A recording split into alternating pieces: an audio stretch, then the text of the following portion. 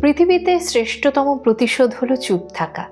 যে বা যারা তোমায় দিনরাত কথায় কথায় ছোট করে চলেছে অনবরত, তোমার ভালোবাসাকে বারবার হাসির খোরাক বানিয়ে অন্যদের আনন্দ দিচ্ছে নিজেকে মহান বানানোর জন্য, তোমার একটু মজা করে হেসে বলা কথাগুলোও যেখানে সামনে থাকা মানুষটির কাছে বিরক্তের কারণ হয়ে উঠছে, সেই সমস্ত জায়গা থেকে নিজেকে সরিয়ে নিয়ে আসতে হয়।